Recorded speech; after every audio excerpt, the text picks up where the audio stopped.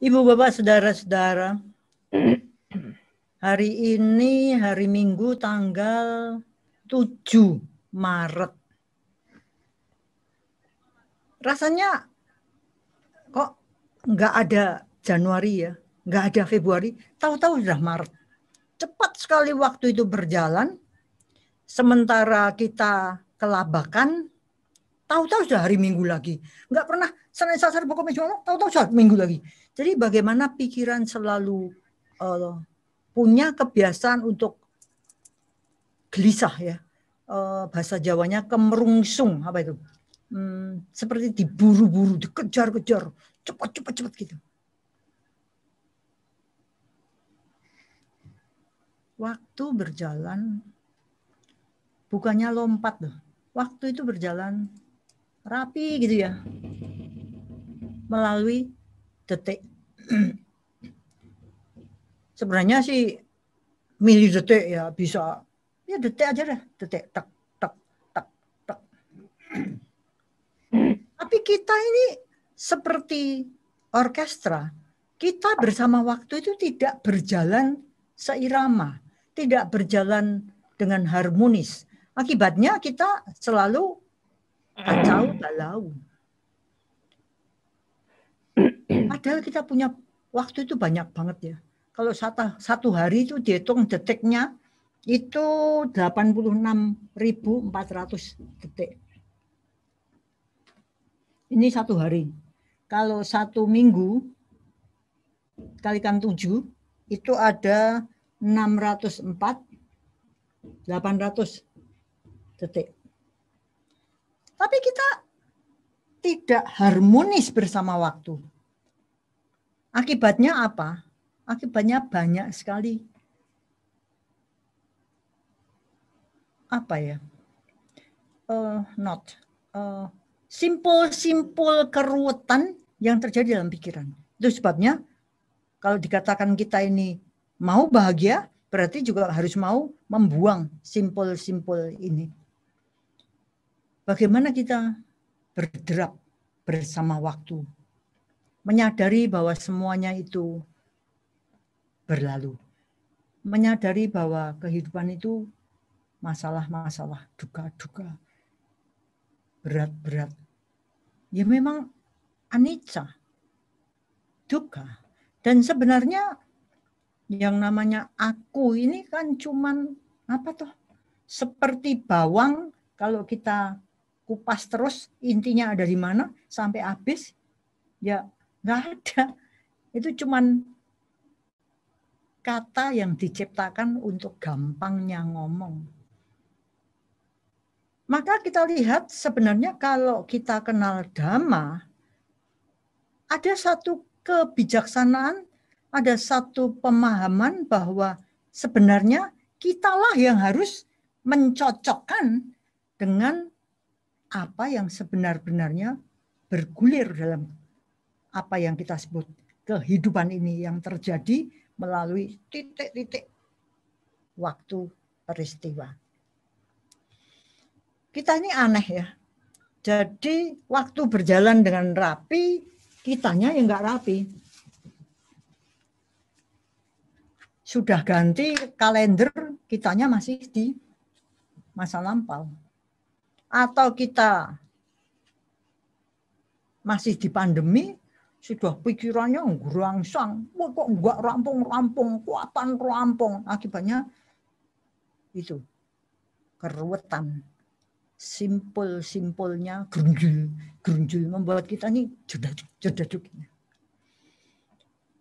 Tapi dalam perjalanan ini kita lihat kalau kita amati pikiran ini, kita ini juga cepat sekali gini, melekat. Nah, kalau kita lihat, kita ini melekati apa toh? Kembali kita bisa cocokkan dengan ajaran The Buddha. Kita ini melekati nafsu. Paling gampang, kita melekati nafsu ingin. Kita mau yang enak-enak, yang indah-indah, yang wow. Contoh sederhana. Dulu saya miskin, kemana-mana jalan kaki. Saya kerja, nabung, bisa beli sepeda. Happy-nya setengah mati, kena anica ya biasa saja. Tapi begitu saya punya sepeda, saya melekat dengan kenikmatannya, kemudahannya, bersepeda kemana-mana, nggak usah jalan kaki. Maka suatu ketika saya harus jalan kaki, muncul, wegah, sulit.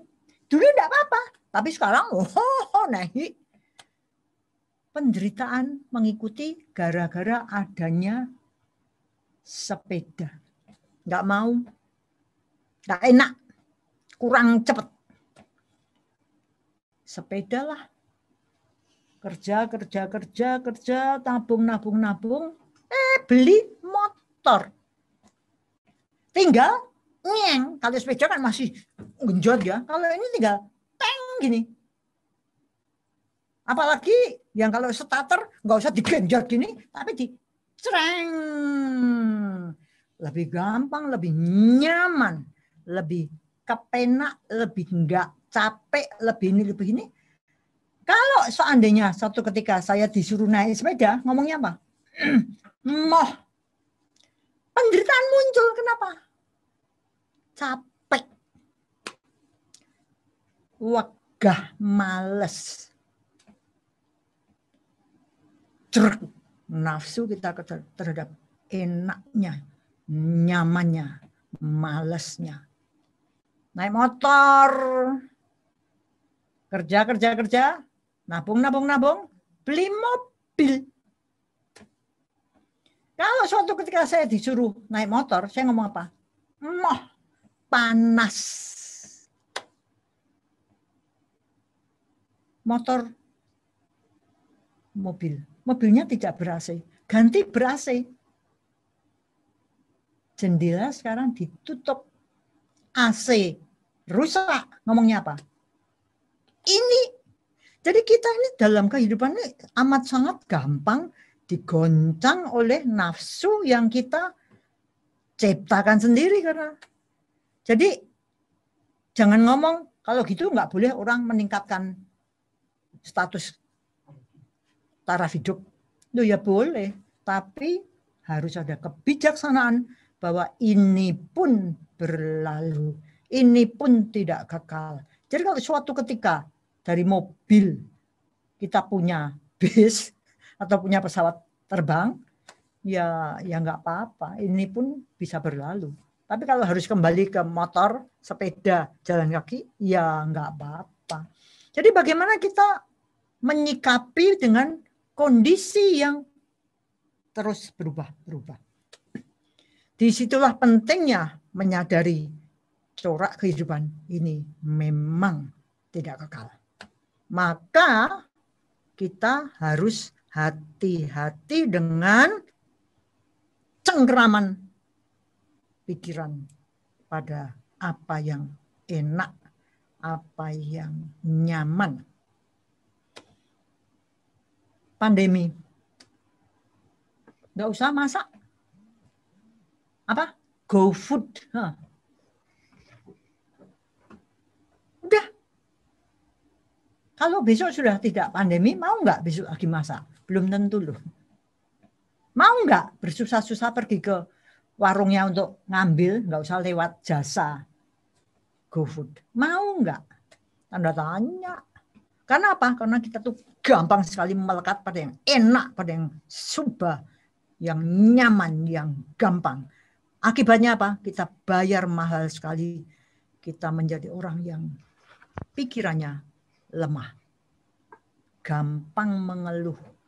Gampang ngelukro. Gampang kehilangan ketangguhan. Maka kalau kita lihat Wihara Bodhiwangsa sejak Januari, kita mulai membuat format yang berbeda, yaitu kita punya bususan bersama dengan orang-orang yang sharing manfaat Dhamma. Hal ini membuat sesuatu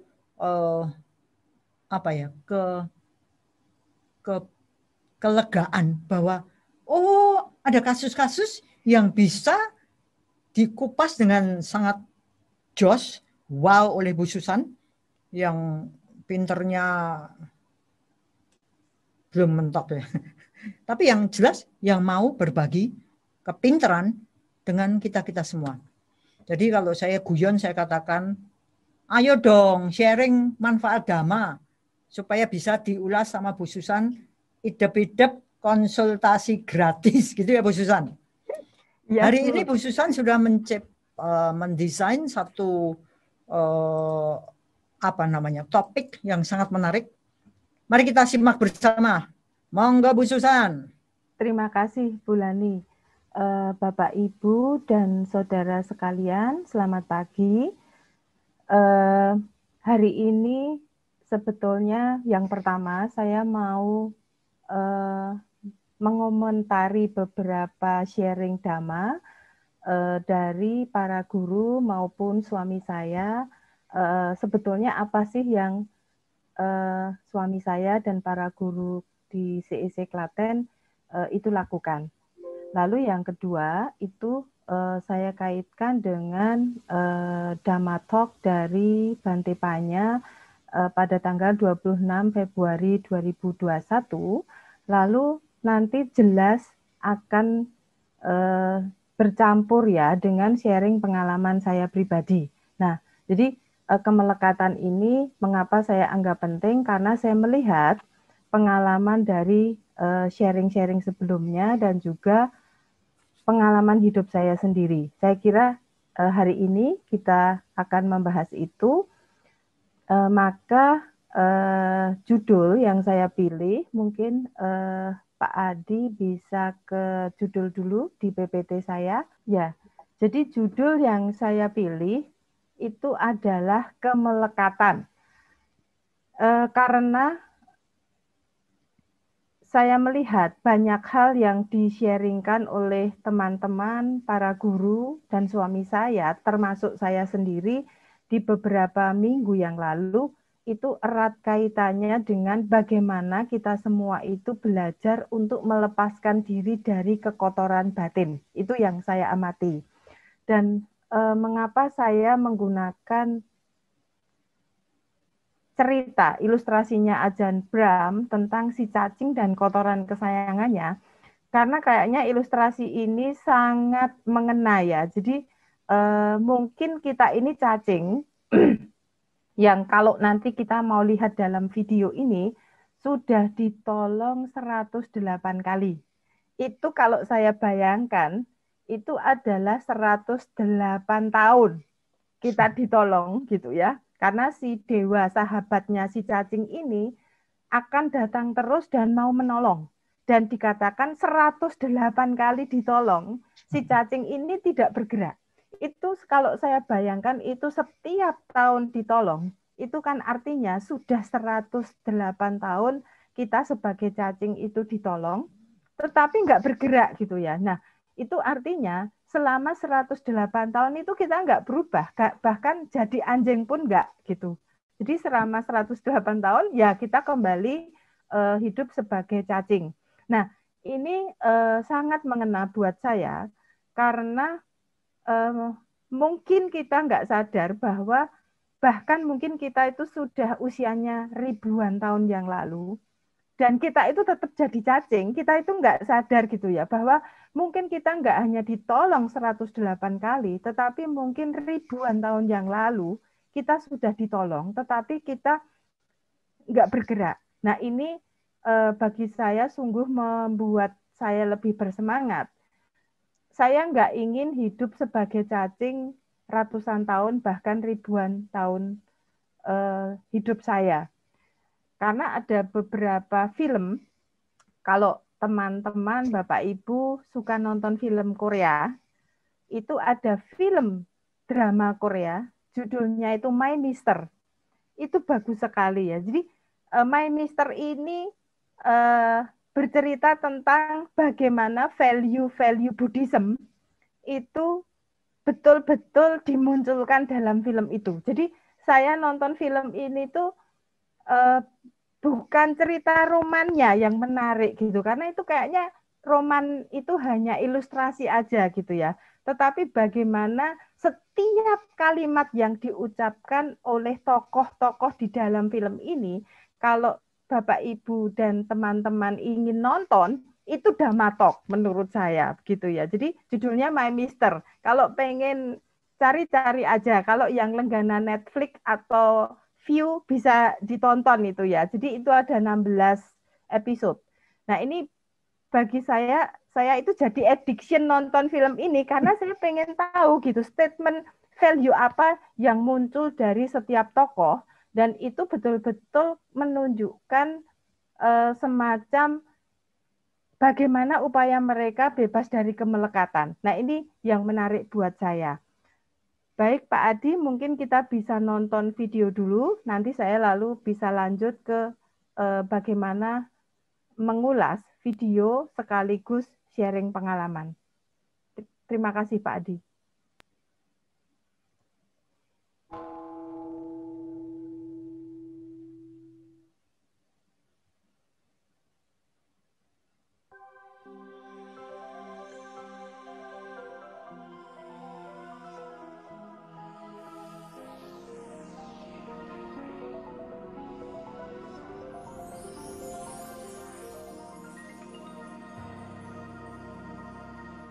Dua biksu telah berteman akrab sepanjang hidup mereka. Dalam hidup ini aku sangat bersyukur punya sahabat sepertimu. Setelah mereka meninggal, yang satu terlahir sebagai dewa di alam surga yang indah.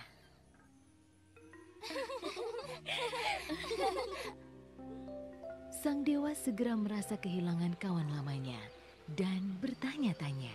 Apa dia ada di alam surga ini? Sahabatku terlahir di mana ya? Maka dia pun mencari-cari di seluruh alam surga.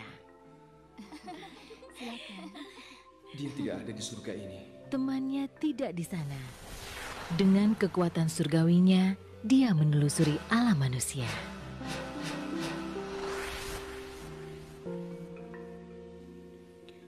Mungkinkah dia terlahir di alam hewan? Mana mungkin. Tapi tidak ada salahnya mencoba.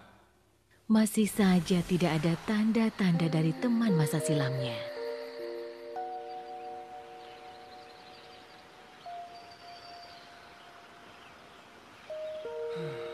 Selanjutnya dia mencari ke dunia yang kita sebut melata merayap. Kawan, rupanya kamu ada di sini. Oh, sungguh kasihan dirimu. Aku harus membebaskan kawan lamaku dari kelahiran mengenaskan seperti ini demi persahabatan. Hei cacing, apa kamu ingat aku? Kita dahulu sahabat karib. Aku sudah lahir di alam dewa yang paling menyenangkan dan kamu sudah lahir lagi di onggokan kotoran yang menjijikkan ini. Jangan khawatir, aku bisa membawamu ke surga bersamaku. Ayolah kawan lama.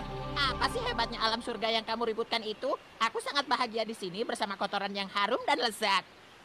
Terima kasih banyak. Kamu tidak mengerti. Surga itu indah sekali. Kamu bisa ciptakan apapun yang kamu mau hanya dengan memikirkannya. Makanan,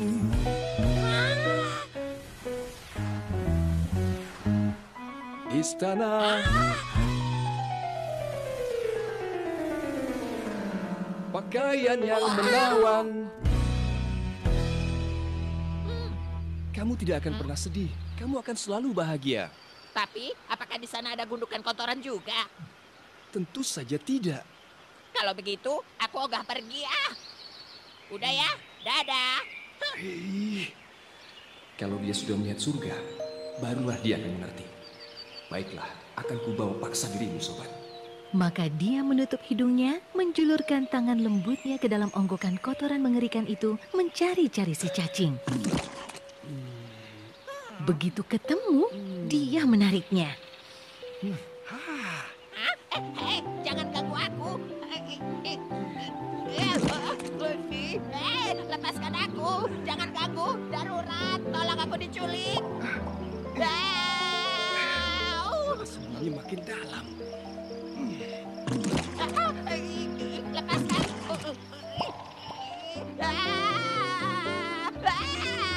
Tidak akan kubiarkan. Aku harus mencobanya lagi.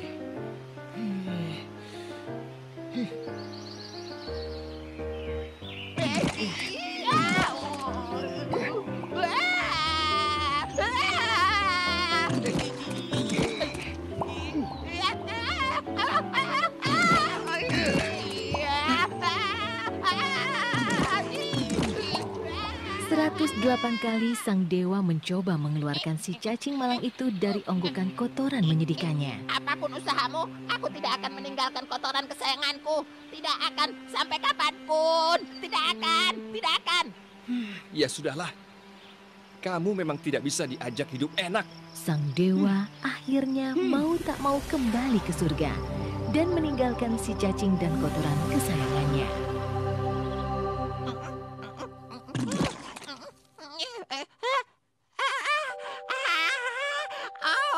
Kotoran kesayanganku, aku tidak akan pergi darimu, sayang. Mungkin menyebalkan rasanya saat seseorang menasihati kita.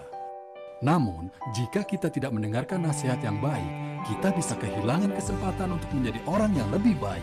Berikut adalah cara membuat diri kita merasa nyaman saat seseorang memberi kita nasihat. 1. Camkan bahwa ini demi kebaikan kita sendiri. 2. Ingat bahwa mereka mungkin lebih tahu daripada kita. 3. Jangan marah. 4. Dengarkan dengan penuh perhatian. 5. Jika kita setuju, maka kita ikuti nasihat itu dengan tulus. 6. Jika kita tidak setuju atau punya pertanyaan atau gagasan lain, kita bisa berdiskusi. Tatkala kita berusaha menjadi lebih baik, kita mungkin merasa sulit. Namun kita harus tetap berusaha. Suatu hari kita akan takjub saat mengetahui bahwa kita sudah menjadi lebih baik.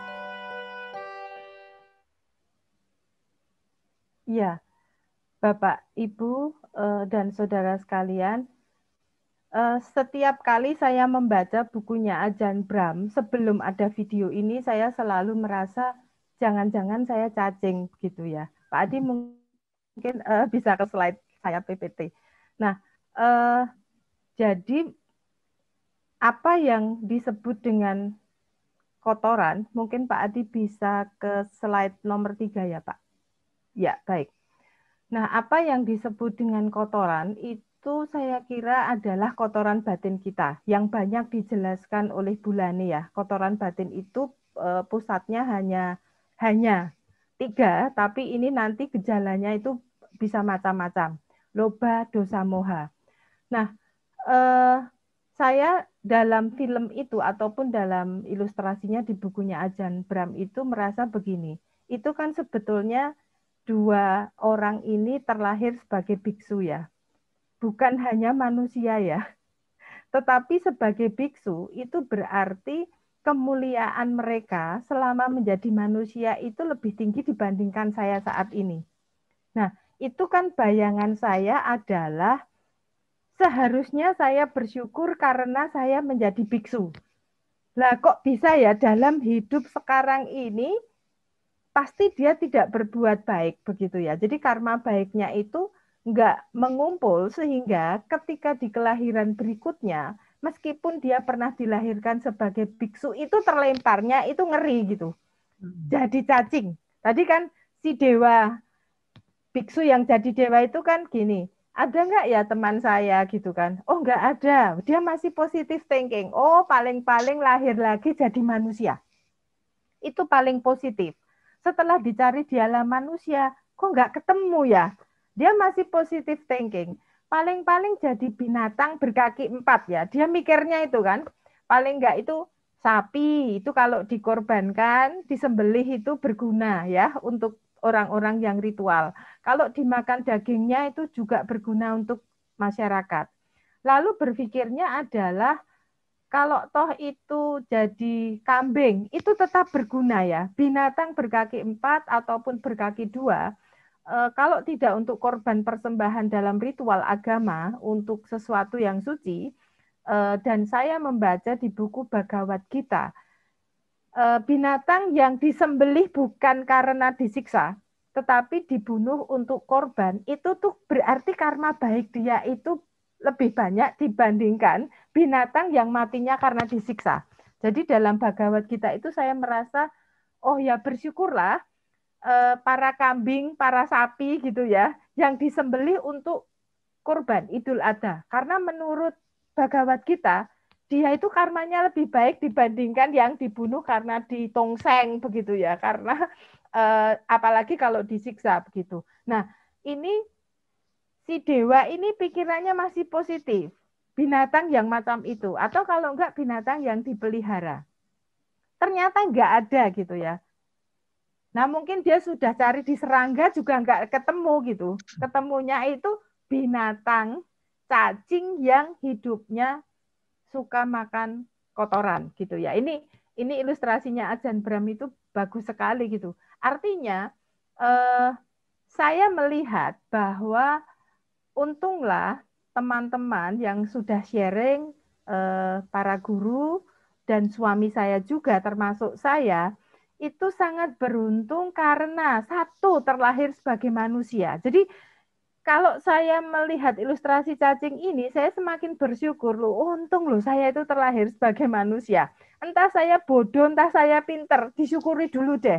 Karena berarti saya bukan cacing. Sehingga kalau ada dewa yang mencari saya, itu gampang. Langsung di level pertama dulu, manusia. Oh, ketemu gitu ya. Nah, lalu saya bersyukur juga teman-teman itu punya lingkungan yang baik. Jadi kalau saya lihat sharingnya Miss Nunu terutama, dia sudah keluar dari CEC sekian tahun yang lalu, lah kok balik laginya ke CEC gitu. Padahal sudah diterima juga di tempat lain. Nah, ini yang saya rasakan, beruntung loh teman-teman CEC itu punya lingkungan yang baik. Beruntung loh saya itu punya suami yang baik. Karena terus terang saya memilih suami saya itu karena saya melihat keluarga suami saya itu, terutama bapak ya, bapak mertua, itu orangnya baik sekali dan tulus gitu. Nah, intinya untung saya diterima jadi menantunya. Gitu kan. Ini yang perlu saya syukuri. Coba kalau mertua saya tidak mau menerima saya, mungkin saya dapat keluarga yang kurang mengolah nilai-nilai. Nah, ini yang saya lihat. Lalu saya melihat juga guru-guru dalam sharingnya itu mau belajar. Nah, itulah bejo tenan toh gitu ya. Sudah terlahir sebagai manusia, dapat lingkungan yang baik, guru-guru ini mau belajar. Meskipun pertama ragu-ragu ya. Ada yang apa ya bisa saya meditasi. Apa ya bisa saya masak. Apa ya bisa saya itu menghilangkan kebiasaan main games dalam refreshing. Apa ya bisa saya itu menghilangkan kebiasaan menonton TV. Dalam sharing-sharing guru itu saya temukan ada banyak keraguan. Sebetulnya ada banyak keengganan untuk ke sana karena rekoso. Itu memang rekoso gitu ya. Artinya nggak gampang. Seperti dalam video tadi dikatakan untuk berbuat baik itu sulit. Ya. Nah, lalu yang terakhir ini wonderful gitu menurut saya. Mau berubah. Nah, kalau cuman belajar aja ya saya belajar sejak kecil gitu kan. Tetapi apakah saya mau berubah atau tidak? Itu persoalan lain. Ya, jadi kalau Bante Panya dalam Dhamma Talk 26 Februari mengatakan hanya tidak berbuat buruk itu baik. Tetapi yang sangat baik kalau saya mau action, berbuat baik. Nah, ini sungguh mau belajar itu baik. Tapi kalau belajar tok tidak berubah, yomeng baik tok gitu kan. Tetapi kalau saya mau berubah, itu baik. Maka saya apresiasi para guru yang sharing, dan juga nanti menyusul ya, guru-guru lain itu saya kira mau sharing. Saya merasa yang jelas guru-guru bukan cacing, Bu, gitu ya. Karena dewanya itu kan bisa melalui siapa saja menurut saya. Dewa itu bisa melalui buku yang dibaca. Dewa itu bisa melalui bulani. Dewa itu bisa melalui teman sekerja. Dewa itu bisa siapa saja. Dan saya kira guru-guru itu sungguh ingin belajar dan ingin berubah. Nah, ini saya terharu. Terus terang mengapa lalu kok saya itu pengen banget mengangkat kemelekatan ini gitu ya. Karena saya sungguh terharu dengan para guru yang pengen tidak membawa kotoran kemana-mana. Ini yang menurut saya itu nggak habis pikir, kok bisa ya para guru ini gitu ya. Nah, ini yang membuat saya sungguh memilih tema hari ini. Nah, lalu Pak Adi bisa ke slide berikutnya. Jadi kalau di psikologi itu kalau kita lihat yang sering disebut dengan gangguan neurotik itu sebetulnya kemelekatan. Tapi istilahnya lebih keren ya Bu, neurotic disorders gitu. Itu lebih keren daripada istilah melekat. Tetapi kenapa orang itu bisa gangguan mental? Karena melekat. Jadi orang neurotik itu pasti melekat gitu ya. Nah, ada macam-macam gangguan neurotik saya kira. Mulai dari kecemasan yang sangat ringan sampai panic attack. Itu adalah contoh kemelekatan yang sungguh dahsyat. Ya, itu nanti kalau misalnya sudah parah gitu, itu nanti bukan hanya panic attack, nanti ada obsesi kompulsi gitu ya. Jadi terobsesi dengan sesuatu gitu. Lalu ada penyakit yang namanya perfeksionis gitu ya. Lalu ada juga sampai ke gangguan kepribadian. Misalnya gangguan kepribadiannya tuh apa? Narsisistik. Gangguan kepribadiannya apa? Histrionik. Nah, kalau narsisistik mungkin Bapak Ibu paham. Oh, narsis itu sudah menjadi bahasa umum. Tapi yang namanya histrionik itu berbeda dengan narsisistik, tetapi orang histrionik itu sangat haus kasih sayang. Nah, ini problem.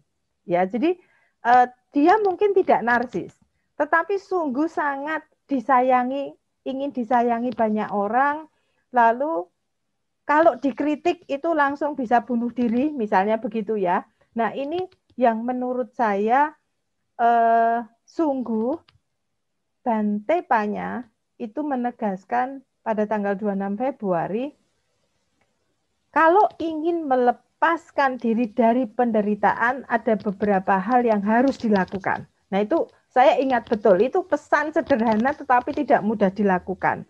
Nah, intinya sebetulnya neurotik atau melekat itu adalah contoh konkret dari penderitaan.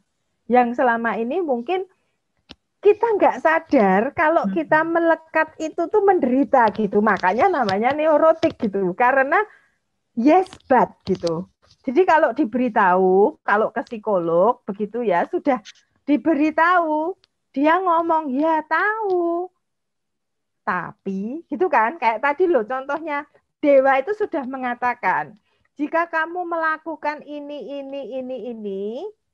tinggalkan kotoran ini loh kebahagiaan di surga. Itu artinya penderitaanmu itu akan hilang. Nah, Bante Panya, saya kira di tanggal 26 Februari juga mengatakan, jika kita semua ingin lepas dari penderitaan, kalau saya nggak salah ingat, itu begini. Jangan berbuat buruk. Itu satu. Mau lebih baik lagi, banyaklah berbuat kebaikan.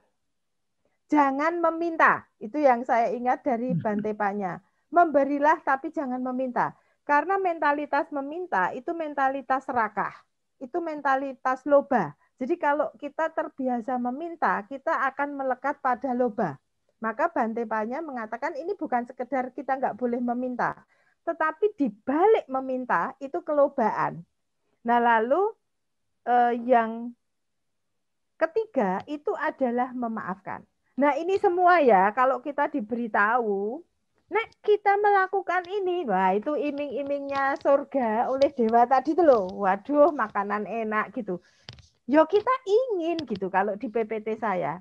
Kita tahu kita ingin ke surga, tapi tidak berbuat buruk itu kok abot ya. Nah itu yang cacing tadi. Nggak makan kotoran toh berarti nek nggak berbuat buruk gitu. Saya pengen ke surga, tapi kalau berbuat baik kok angel yo. Nah itu kan podo wae nggak mau meninggalkan kotoran.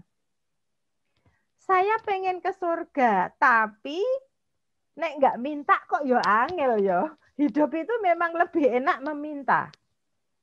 Saya tahu harus ke surga dan surga itu baik. Kalau istilahnya Bante Panya kemarin, kebahagiaan itu adalah surga. Saya tahu kebahagiaan. Tetapi memaafkan kok yo angel yo. Nah itu ya kata tapi itu sama dengan cacing yang ketika ditolong sama dewanya itu malah semakin tenggelam ke kotoran. Itu artinya semakin kita digeret, semakin ada banyak orang yang mau menolong kita, itu semakin kita tenggelam ke kotoran.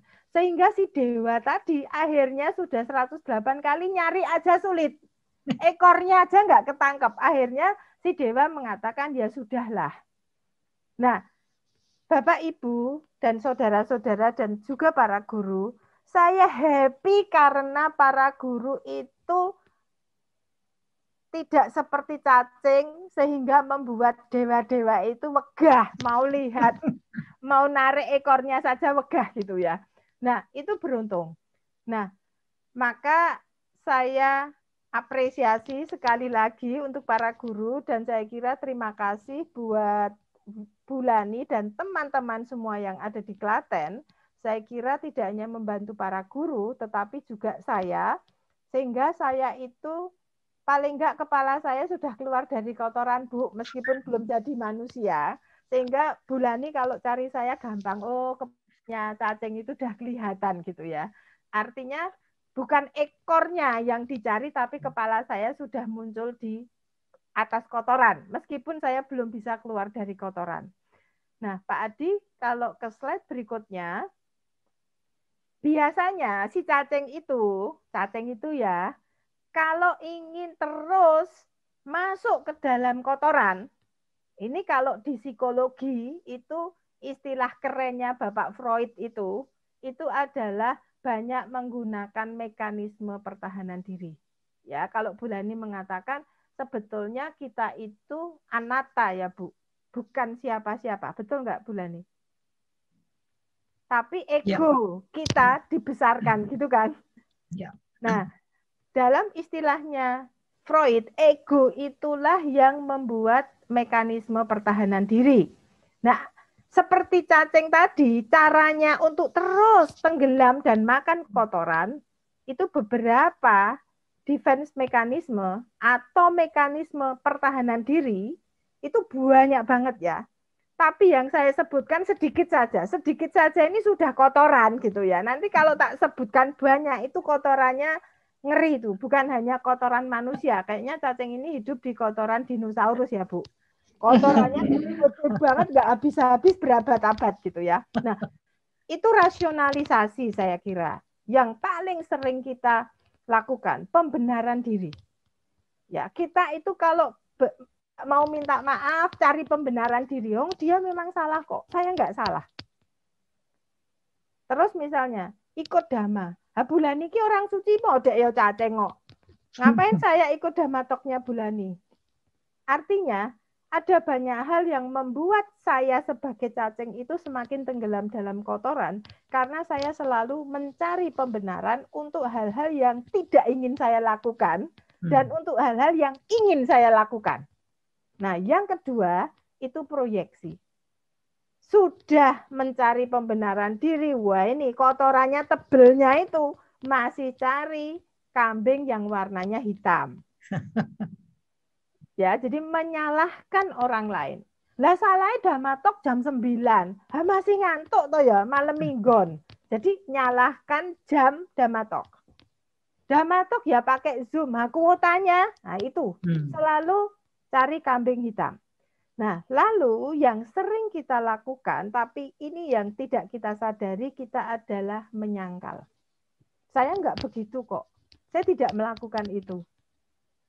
Lalu berfantasi. Kita itu suka berandai-andai bahwa saya sudah melakukan itu semua. Tetapi enggak ada gunanya. Saya sudah mencoba, tetapi enggak ada gunanya. Nah, ini semua sebetulnya kalau dalam bahasa ajaran guru agung kita, Sang Buddha, itu adalah moha yang besar sekali gitu ya. Jadi kalau istilahnya Freud itu kita sebut mekanisme pertahanan diri. Freud mengatakan mekanisme pertahanan diri itu dibuat ego. Ego itu yang membuat supaya manusia itu menurunkan stresnya. Karena kalau nggak punya mekanisme pertahanan diri, stres kita itu akan besar sekali. Lalu kita nggak kuat. Nah, tetapi setelah saya belajar Dhamma, saya menyadari bahwa kalau cuma berhenti di mekanisme pertahanan diri, memang kita nggak stres untuk sesaat. Tetapi stresnya itu akan berulang, bahkan akan semakin tebal. Intinya kotoran cacingnya itu semakin tebal. Yang dulunya mungkin saya hidup di kotoran ayam, kecil ya kotoran ayam. Akhirnya karena saya pakai mekanisme pertahanan diri, meskipun sementara lalu stresnya berkurang, ini sebetulnya nggak sembuh ya. Lalu akhirnya jadi kotoran dinosaurus yang setelah menjadi kotoran dinosaurus, saya nggak sadar lagi bahwa saya moha. Ini celakanya. Maka mengapa ini butuh psikolog.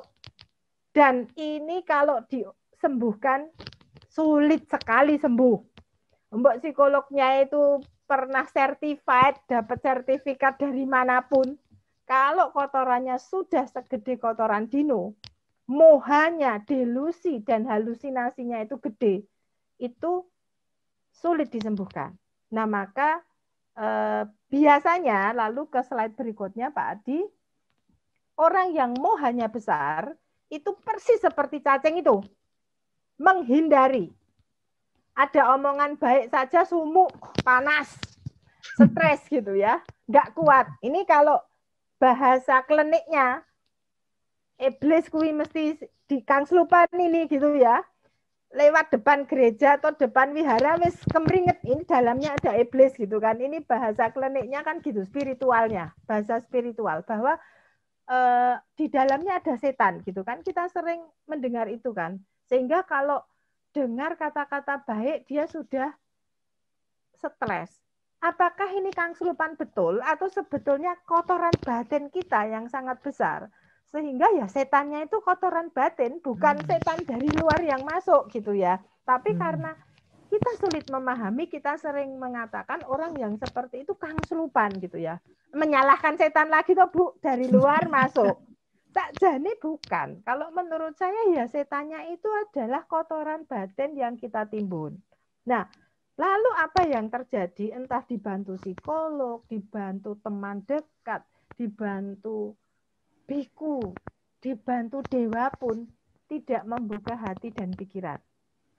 Lalu malah menyalahkan yang membantu itu biasanya, mengkritik, meragukan. Ya kalau misalnya Bante Panya mengatakan tidak berbuat buruk itu adalah kebaikan. Ah mosok, nggak ada loh orang itu yang berbuat baik terus seumur hidup. Bante Panya aja pasti kok pernah berbuat buruk. Ini malah golek salah Bante Panya gitu kan. Mengkritik, meragukan. Lalu saya merasa lebih pandai. Saya ini kalau saya sendiri misalnya, saya psikolog loh. Bante Panya itu ngomong apa? Tidak berbuat buruk itu dalam ilmu psikologi itu bisa represi. Wah, lalu teori psikoanalisis saya pakai.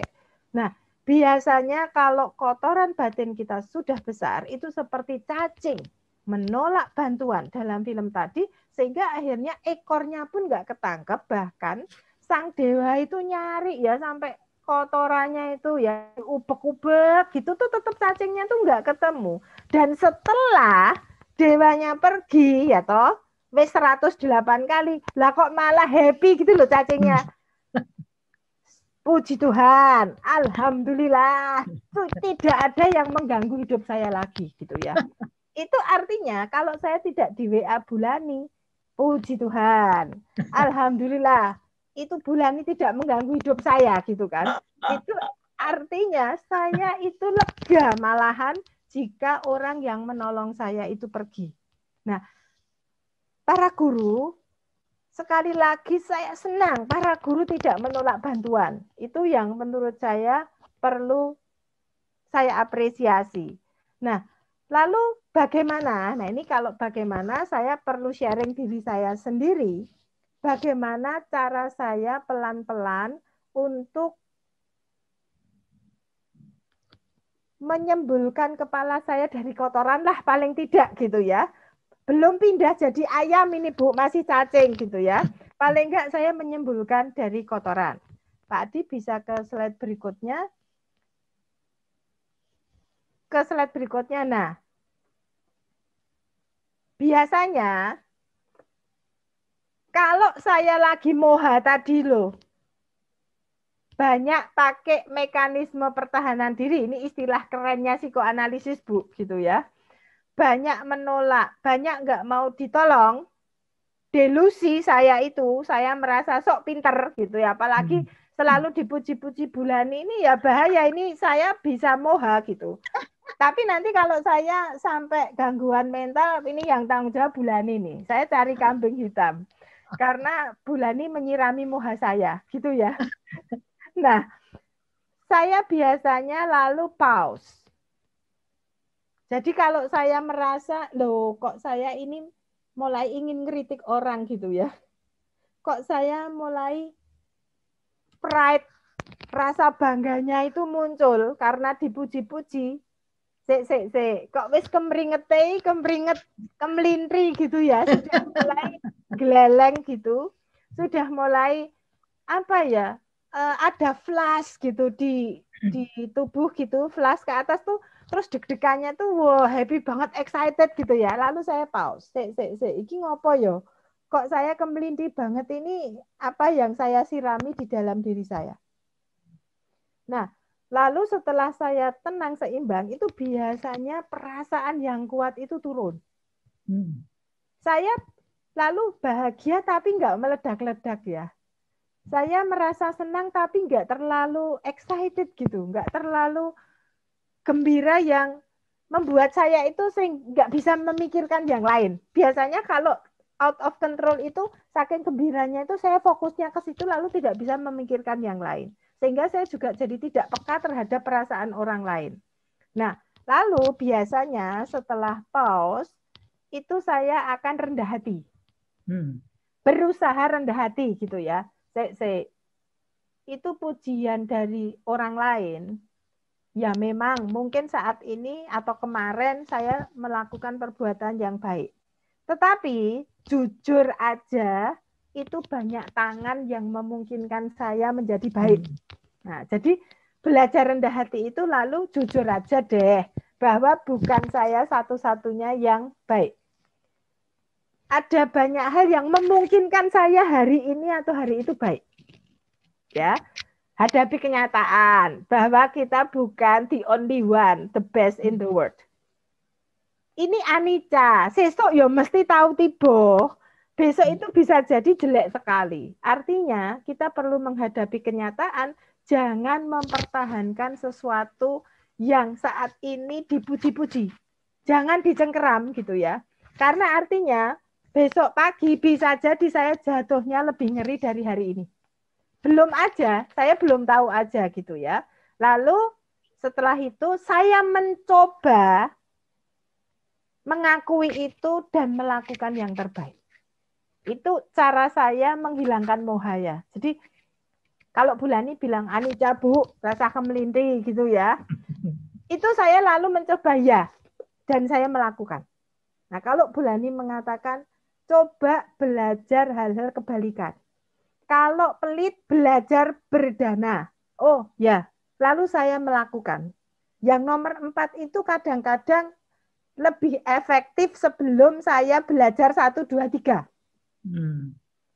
Ya dulu lakukan, itu nanti 1, 2, 3 itu ternyata bisa menyusul. Gitu ya. Jadi kadang saya nggak mikir, tak anggap aja baik itu nasihatnya, nggak usah dipikir. Dilakukan dulu, itu kok nanti lalu tiba-tiba saya bisa belajar rendah hati. Tiba-tiba saya bisa belajar jujur dengan diri sendiri. Nah, lalu Pak Adi bisa ke slide berikutnya. Nah, apa yang saya lakukan selanjutnya setelah cuma ya dan lakukan misalnya, atau setelah saya mendapat pujian, itu mendapat celaan, sama ya, mendapat pujian, mendapat celaan, dicaci maki, dibenci orang, mendapat nasihat. Itu biasanya yang saya lakukan adalah meneliti dengan seksama diri saya sendiri. Kalau saya dicela, tak teliti toh, sakjane apa toh yang terjadi dalam diri saya sehingga membuat orang lain itu tidak nyaman. Meskipun saya itu psikolog gitu ya, Bu. Kalau saya mau cari menangnya sendiri menggunakan ilmu saya bisa bilang begini. dia itu pasti punya masa lalu yang tidak menyenangkan. Sehingga dia mengkritik saya. Nah, artinya kalau saya menggunakan frame saya sebagai psikolog, saya tidak akan mampu meneliti diri saya dengan seksama karena saya langsung mengatakan, wah dia itu mesti nggak happy masa lalunya. Apa yang dia kritikan ke saya dalam istilahnya Freud, wah ini Bu sudah mulai pakai Freud, bibirnya aja sampai nyepruk ya, Freud itu adalah dia memproyeksikan kotoran batinnya ke saya. Itu kalau saya mau pakai istilahnya Freud. Tapi saya mencoba meletakkan itu semua dan itu berat, Bu Lani dan Bapak Ibu. Karena saya punya ilmunya loh. Meletakkan itu tuh nggak gampang.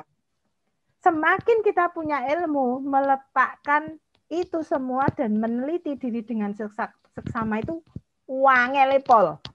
Gitu ya. Maka sebetulnya ilmu itu ya bisa jadi berkah, bisa mudarat gitu menurut saya. Nek wong bodoh menurutku ya malah bejo gitu. Ora kokean mikir manut gitu ya. Kadang-kadang banyak ilmu itu berkah, tapi itu bisa jadi racun untuk kita. Karena untuk meneliti dengan seksama itu jadi sulit.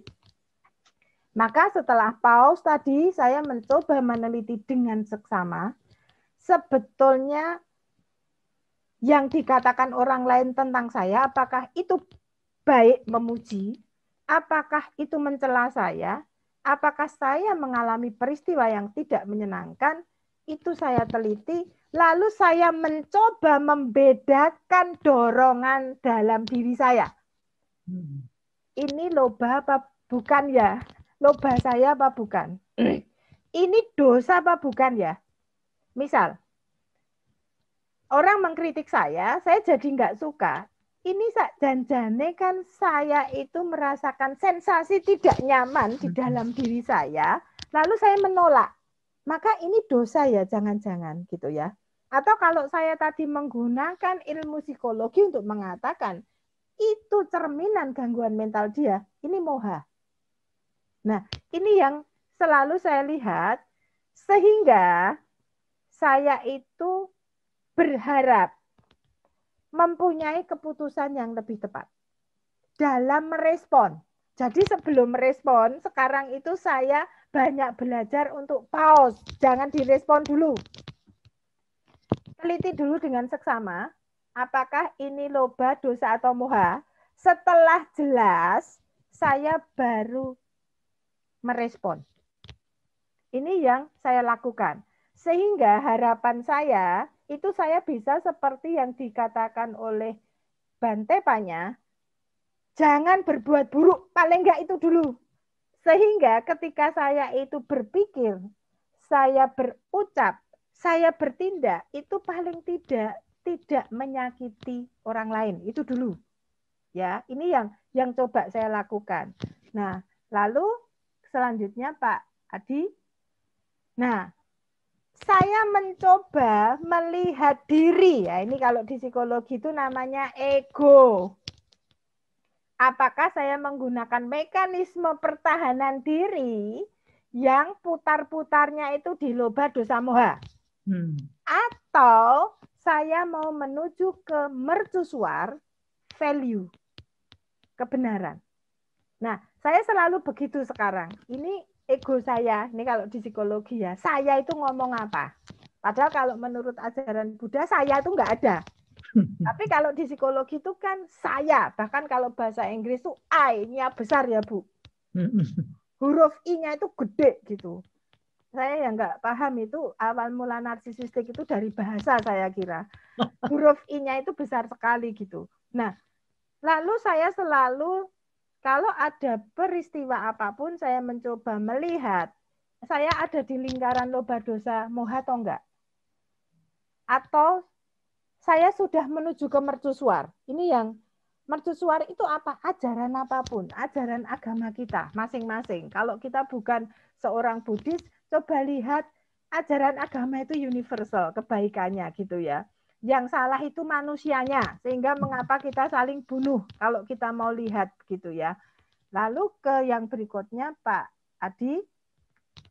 Contohnya, kalau saya itu ternyata menemukan saya loba, serakah, gitu toh. Contoh nih ya, saya ditawari Bulani misalnya. Bu Susan, mau nggak tak kasih buku gitu.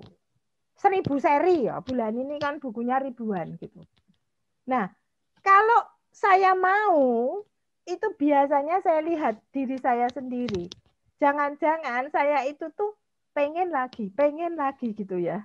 Lalu saya juga nggak mau kehilangan Bulani. Misal ini. Lalu saya itu juga sensasinya enak. Wah seneng yo. Buku itu yo mahal ya sekarang gitu kan. Ini apa-apa dapat gratis gitu kan. Nah biasanya kalau saya sadar bahwa saya mulai begitu, itu sekarang ini saya berani menolak loh. Saya mengatakan, nggak usah Bu, saya masih perlu banyak belajar dari buku-buku yang Bulani kirimkan. Itu belum saya baca semuanya. Nanti kalau ditambah lagi saya bisa gila Bu, karena yang dulu itu belum selesai saya baca. Saya mungkin bisa berkata begitu, sebetulnya tujuannya saya ingin mengajari diri saya sendiri, mengikhlaskan supaya buku itu bisa diberikan orang lain karena saat ini saya sedang loba. Ini salah satu contoh konkret yang saya lakukan. Nah, bagaimana kalau saya dosa, Pak Adi bisa pindah. Misal saya diperlakukan tidak adil oleh, saya merasa ya, diperlakukan tidak adil oleh orang lain, atau saya mendapat tugas yang tidak saya inginkan loh ya. Itu kan benci, nggak suka, jengkel, tubuhnya nggak enak, flashnya darah itu panasnya beda dengan yang pride, bangga tadi. Itu kalau saya merasa memang saya justru dosa, tak runut-runut sendiri, tak lihat, tak track begitu, kok saya itu selalu menghindari hal ini ya. Itu sebetulnya kita bisa melihat loh. Mengapa hal-hal seperti itu saya hindari? Itu justru tak tompo, saya terima. Mengapa? Supaya di kehidupan ini saya belajar mengatasi emoh saya pada sesuatu itu yang mungkin ini sudah saya emoi ribuan tahun yang lalu dalam hidup saya. Nah itu justru saya terima.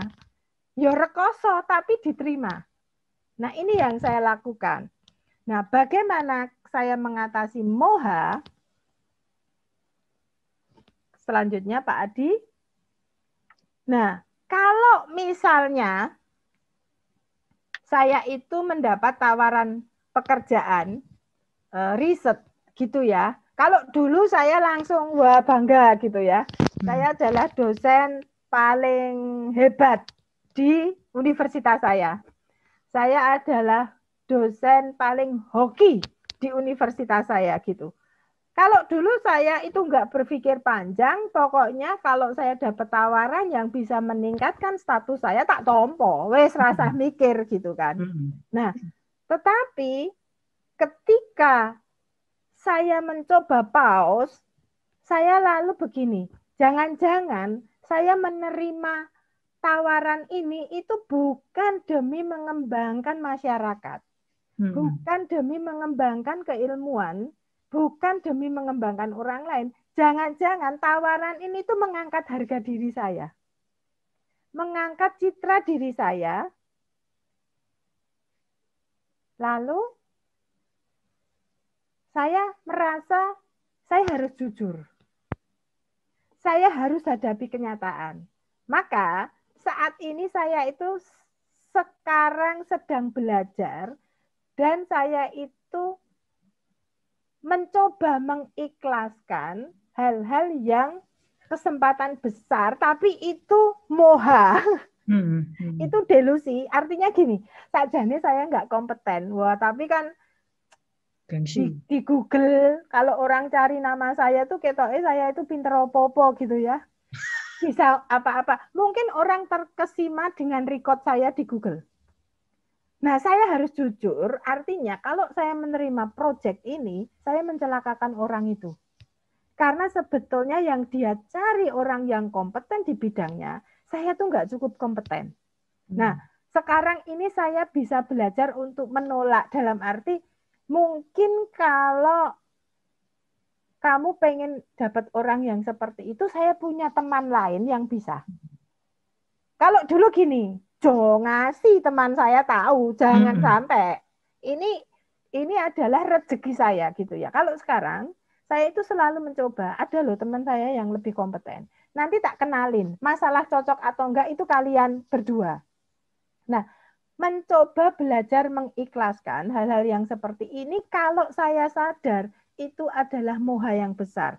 Dan saya kira ini enggak gampang ya. Kesempatan kayak gini tuh duit, ya toh, kesempatan belajar, dan lain-lain. Nah, kalau dulu saya itu mengatakan saya nggak kompeten tuh malu gini loh. Wis terlanjur dianggap kompeten kok bilang nggak kompeten tuh isin banget gitu ya. Tapi kalau sekarang saya merasa lega. Kalau bisa ngomong saya nggak sekompeten itu. Nek dulu bukan habis mau ngomong nggak kompeten, kemeringet gitu ya. Kok saya nggak ngomong seperti itu. Nah, sehingga Pak Adi di slide saya yang terakhir, saya itu merasakan ketika saya itu dikuasai loba dosa moha, ini tentang respon diri yang saya rasakan, itu tuh saya itu bisa galau. Jadi niteni ya, bahasanya Bulani itu niteni respon diri. Saya belajar niteni respon diri saya. Ketika saya digerakkan loba dosa moha, biasanya perasaan saya galau. Jadi saya itu disebut galauers. Ini anak saya itu yang paling cermat memberi kritik. Mamah iki senengane koyo ngono kuwi marai wong liya bingung.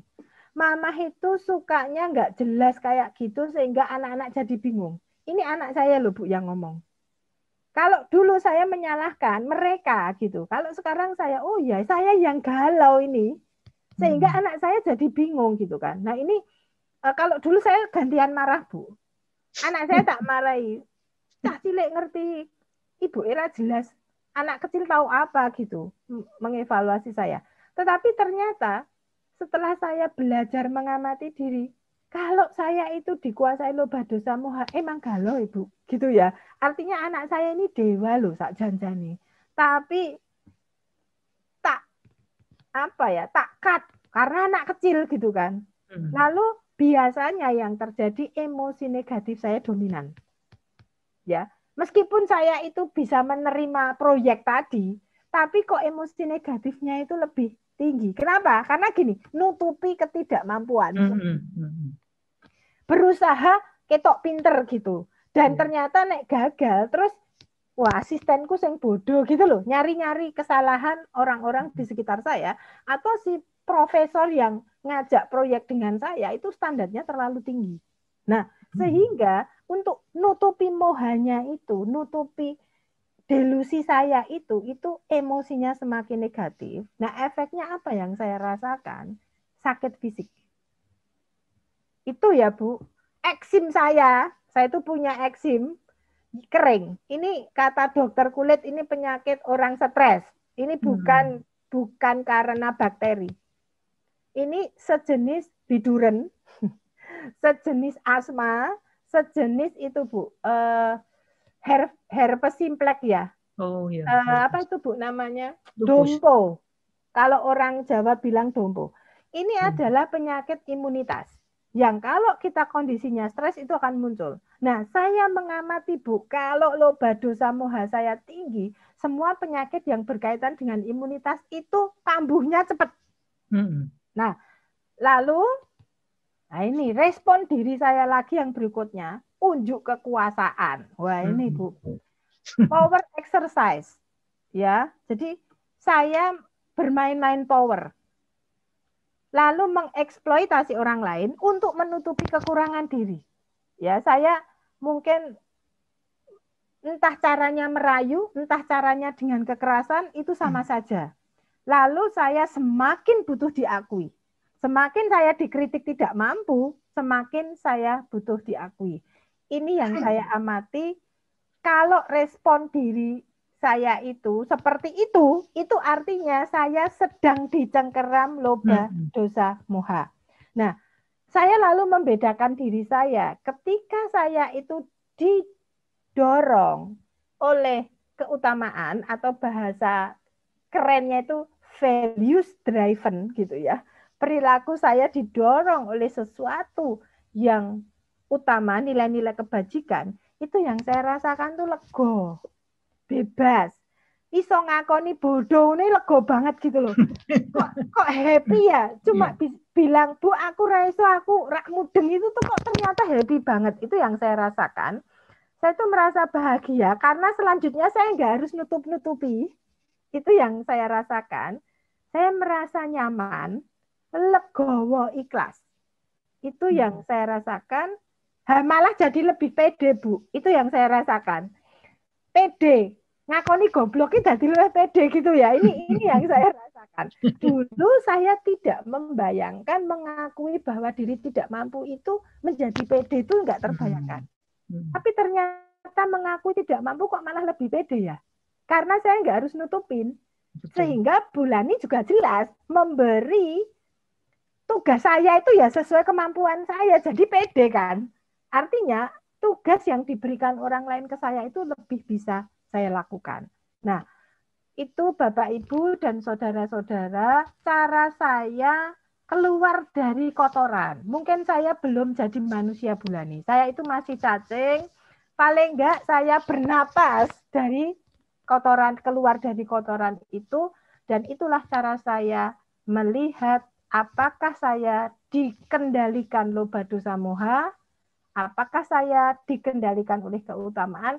Yang saya amati adalah respon di dalam diri saya. Bapak Ibu, terima kasih. Semoga semua makhluk berbahagia. Seperti biasa, demikian josnya kalau Dr. Susan. Tapi yang saya kagumi dan saya apresiasi lebih daripada Bu Susan mengapresiasi kolega teman-teman saya di Klaten adalah bahwa seorang dokter mau membuka diri, mau sharing terhadap bagaimana caranya pengetahuan dhamma yang dipelajari itu jelek ke dalam prakteknya dan dianalisa dengan begitu indah. Kalau dikatakan saya mau muji-muji Bu Susan, itu bukan dengan tujuan supaya dia sombong karena dia tidak segoblok itu ya, jadi nggak akan sombong. Saya memuji-muji itu dengan satu kelobaan sedikit supaya dia mau terus mengajar pada kita semua. Begitu Bu, jadi jangan GR untuk dijadikan kesombongan. Ibu Bapak saudara-saudara, seperti yang selalu saya bilang, kita ini orang beruntung.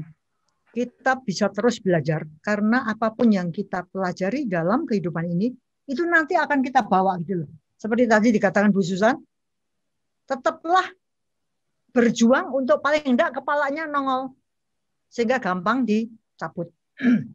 Nah, minggu lalu menghadapi peringatan Magha Puja, saya katakan bahwa dengan bangga, dengan gembira, dengan sukacita kita selesai. Bu Wena, saya, timnya Tipitaka itu editornya Bante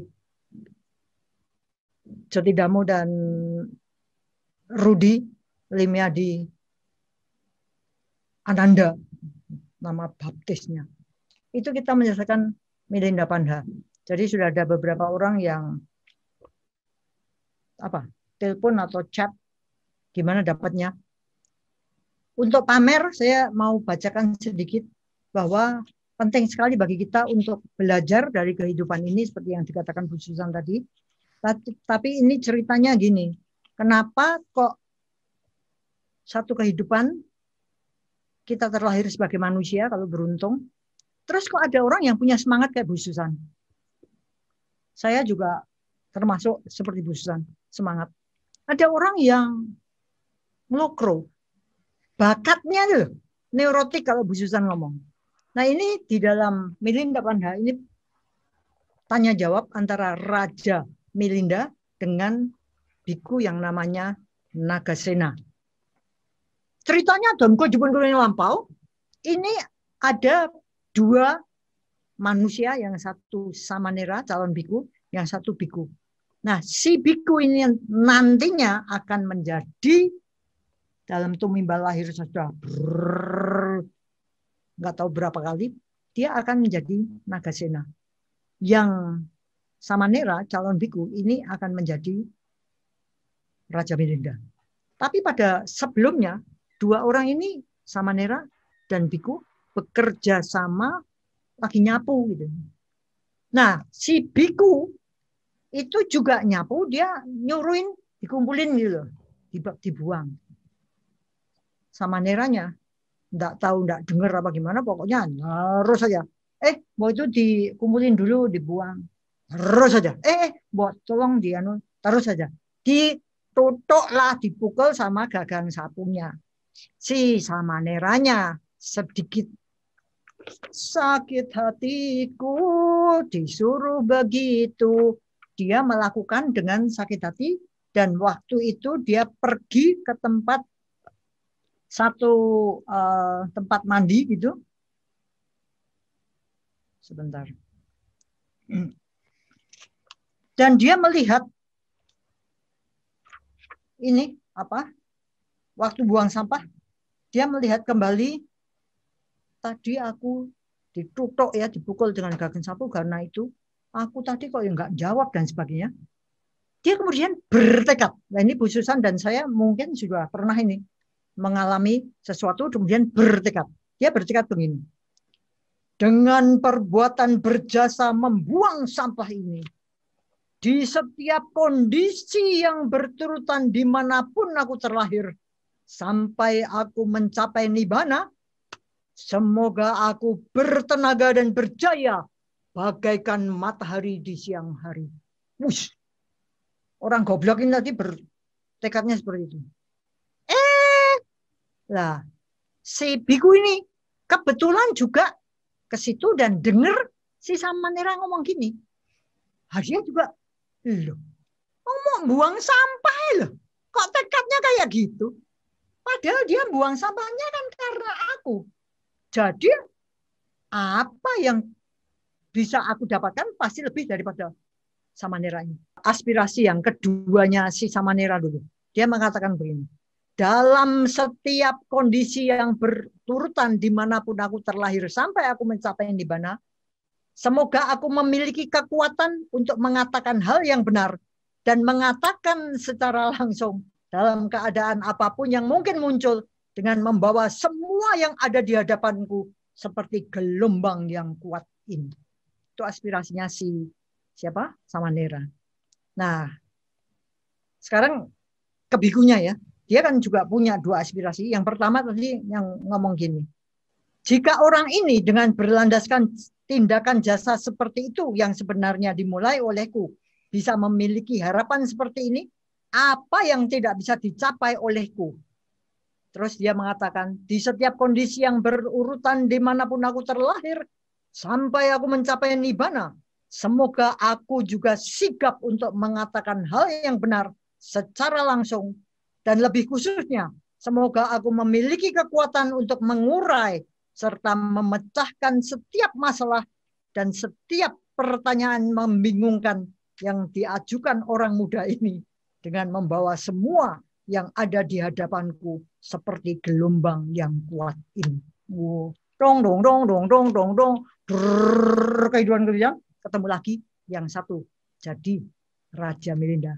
Yang satu jadi Nagasena yang akan menjawab semua pertanyaan, menghilangkan keraguan yang ada di hati Raja Milinda. Bu Susan, kelihatannya kita dulu juga pernah loh bertekad seperti itu. Semoga dalam kehidupanku suatu ketika kalau ketemu Bu Susan, semoga kita bisa tandem. Kelakon, Bu. Mungkin kita sama-sama nyapu ya, Bu. Waktu itu kita sama-sama nyapu. Ibu, Bapak, saudara-saudara, demikian satu pelajaran praktis yang bisa kita peroleh dari mengenal Dhamma pada waktu yang sesuai. Itulah berkah utama. Terima kasih Bu Susan.